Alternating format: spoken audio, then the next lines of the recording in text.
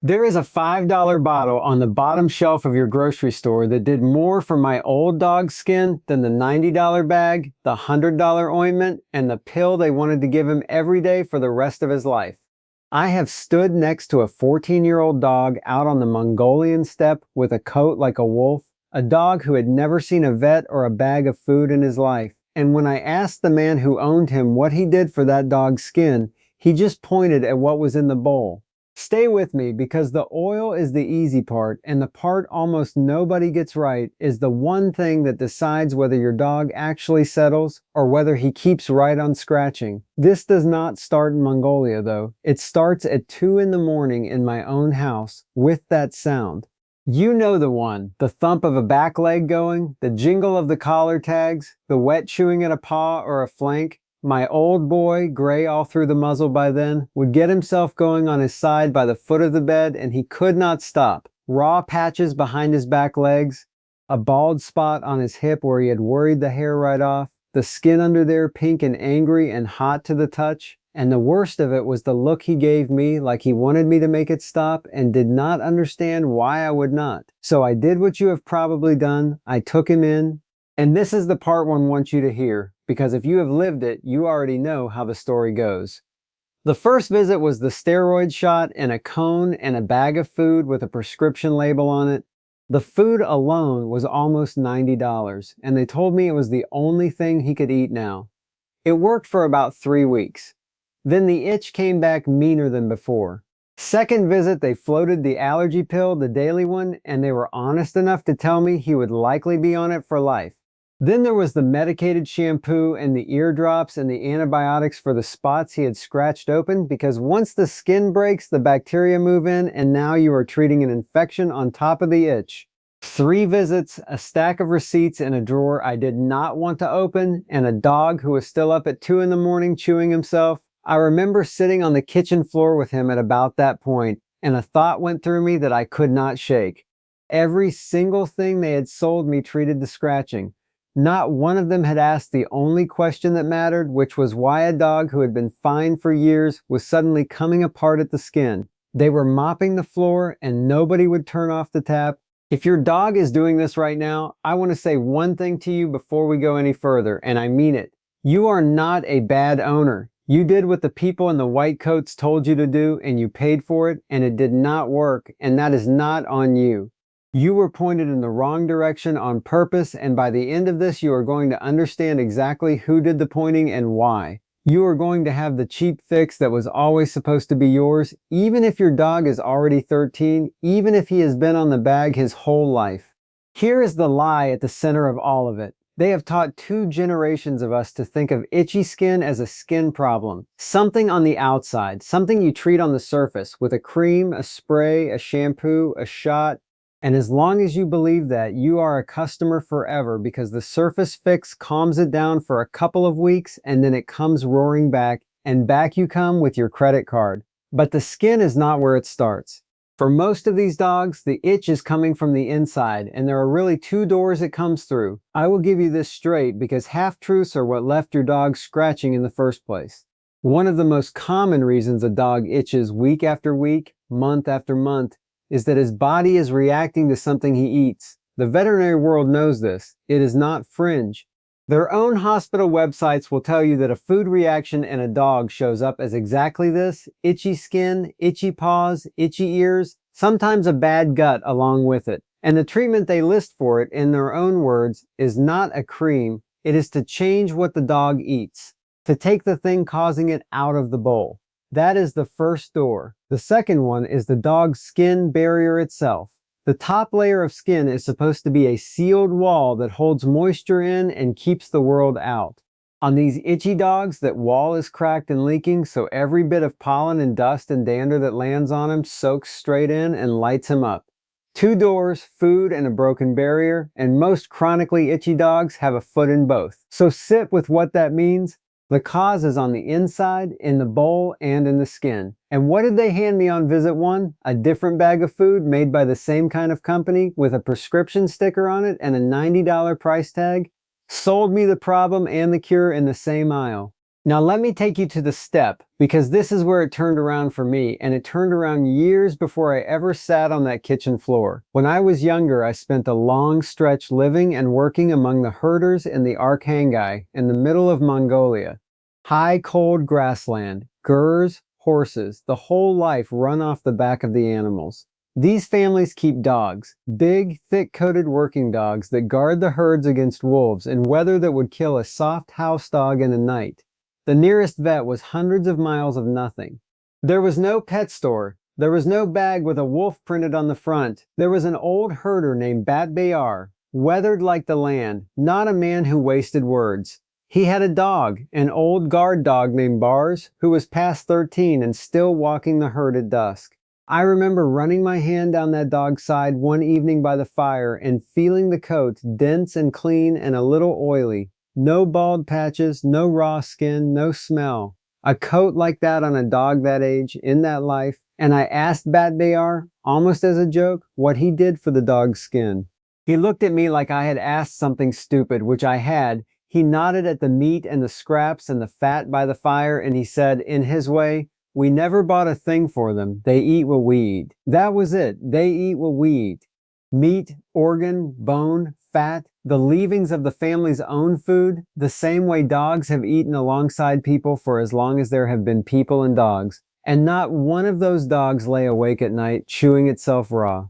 I want you to feel how recent the change really is, because this is the part the industry would rather you never sat and thought about. Dogs sat at the human fire for thousands of years eating the scraps of whatever we ate. Roman farmers fed their dogs barley and whey and the leftovers off the table. Your own grandfather, if he kept a dog, very likely fed it the same way, table scraps and bones and whatever was going, and that dog lived to be old and worked every day of its life. Feeding a dog real food was not a health fad, it was simply normal. It was the only thing there was. The bag is the new thing, not the food, the bag. So where did the bag come from? Here is the short history they leave out of the commercial. The first dry dog biscuit was cooked up in the 1860s by a man who, the story goes, watched dogs at the docks eating thrown-out ship's biscuit and figured he could sell something like it. Canned dog food showed up in the 1920s, a lot of it made from horse meat. And the dry kibble most dogs eat today, the extruded stuff, those little brown pieces that look like cereal because they essentially are cereal, came out of the 1950s. Purina ran grain through a machine called an extruder, the same kind of process that puffs breakfast cereal, and out came shelf-stable nuggets they could ship anywhere and sell forever. Dog chow, 1957.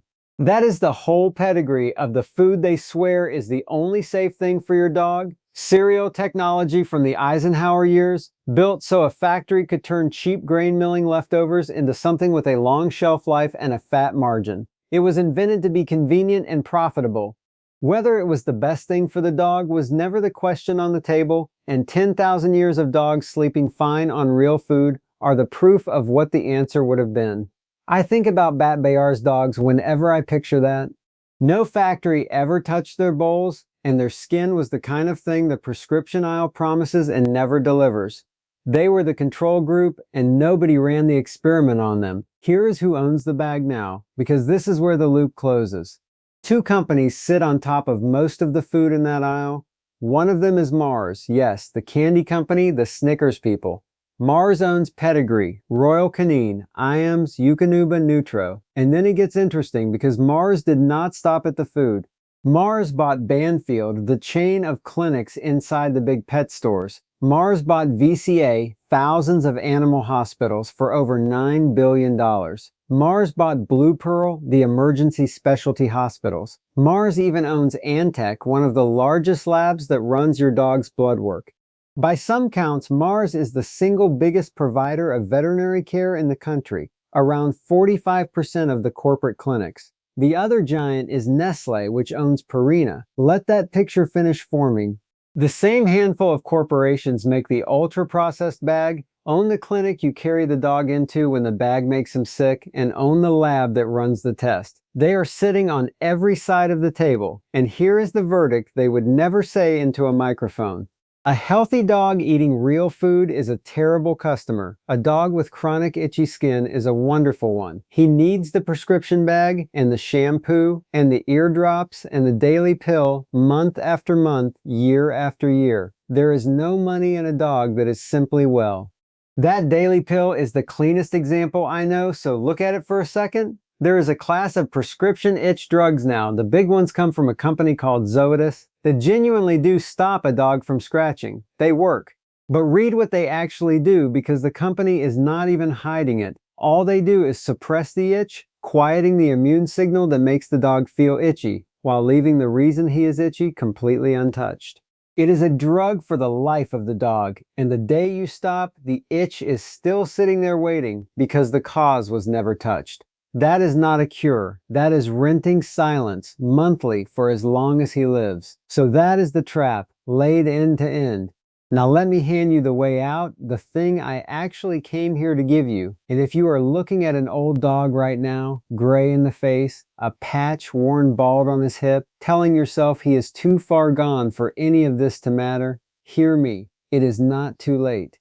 This works on the dog you already have, the senior asleep at your feet, and you can start it this week. It comes in two parts, and you need both, because the first part is the one everybody already half knows, and the second part is the one that decides whether any of it holds. Part 1 is the oil, the $5 bottle from the start. It is fish oil, plain omega-3 fish oil, the same kind sold for people. On the bottom shelf of any grocery store or pharmacy or feed store, a few dollars a bottle. That is the whole secret of the first part, and yes, it really is just fish oil. And before you wave it off because you have heard fish oil 100 times, here is why it does real work where the creams do not.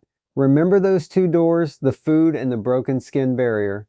The omega-3 fats in fish oil work on both from the inside. They damp down the inflammation that is driving the itch, and they are the very fats the skin barrier is built out of, so that cracked, leaking wall starts to seal back up. You are not painting over the problem on the outside. You are rebuilding the dog from the inside out. And this is the part that should make you angry.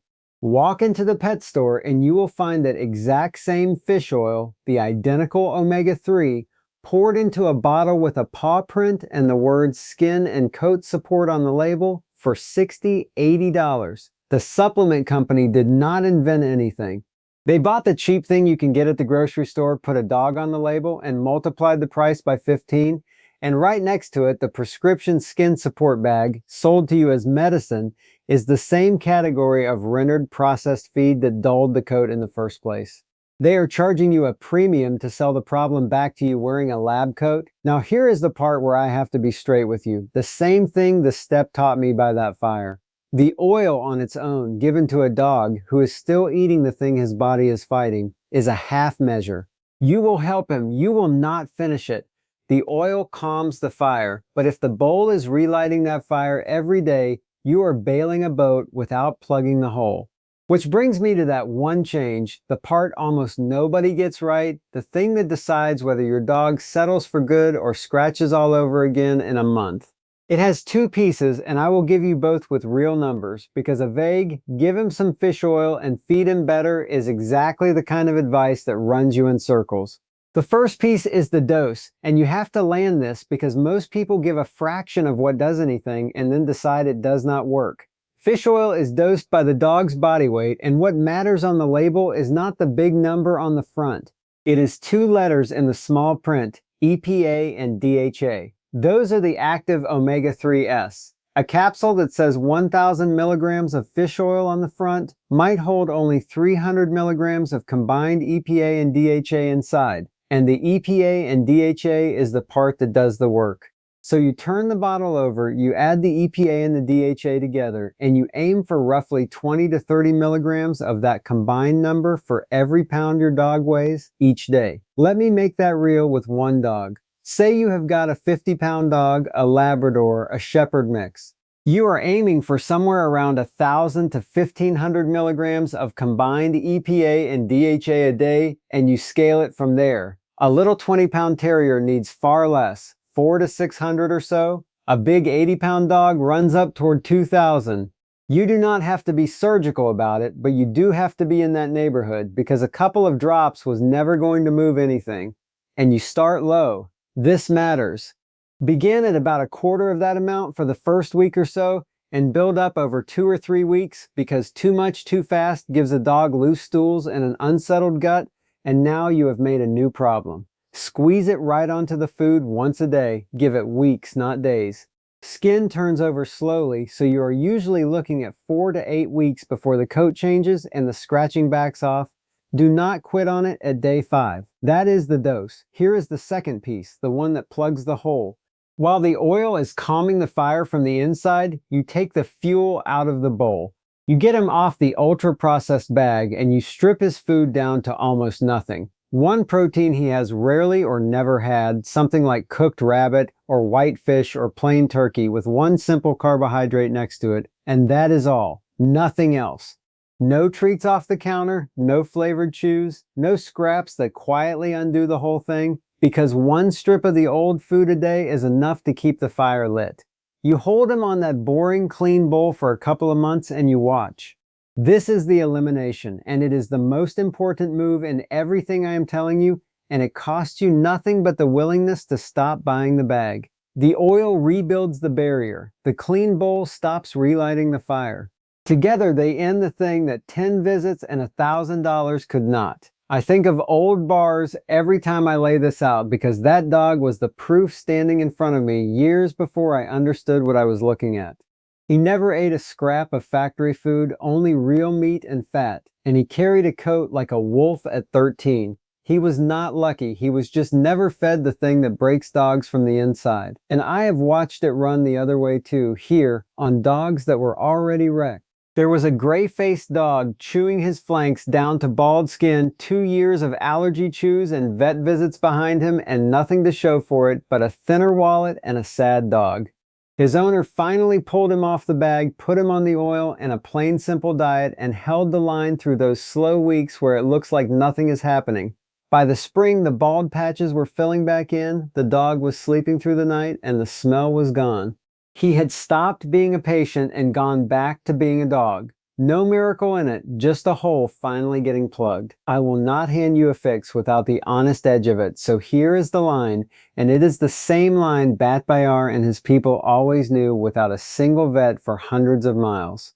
There is a difference between an itchy dog and a sick one. A dog who scratches, who has dry, flaky skin, who has worn a patch thin, that is the dog this is for, and you have time to do it properly. But a dog with skin broken wide open and oozing, hot swollen infected sores, a dog dropping weight or sinking in himself, that one has crossed a line the oil and the bowl do not cross, and the herders knew that difference in their bones. They knew when a thing was a hard season and when a thing was beyond the pot. Pretending otherwise would be the real danger. So use your eyes. Most itchy dogs are nowhere near that line, but you watch for it. Here is what I keep landing on, sitting with my own old dog now, the gray one who started all of this. Dogs were kept sound on real food for thousands of years, and they did not come apart at the skin the way they do now. Nothing about your dog is broken. He was quietly switched onto a cheap product invented in the 1950s, and then your family was sold the treatments for the damage it did by the same companies on a loop for the length of his life. A well dog was simply never as good for business as a sick one. It was not your fault. And the old dog at your feet, the one with the bald patch on his hip, can still get most of that back, starting this week with a $5 bottle and a simpler bowl. If you have ever sat up at 2 in the morning listening to that thumping back leg, tell me down in the comments what your dog goes after the worst, the paws, the belly, the ears, and what you have already tried and spent chasing it. I read them, and it helps people to see they were never the only one getting run in circles. And if you want the next thing they buried back, the next cheap fix the bag and the clinic would rather you never found, subscribe and stay with me. We are going to keep taking these dogs off their meter, one simpler bowl at a time.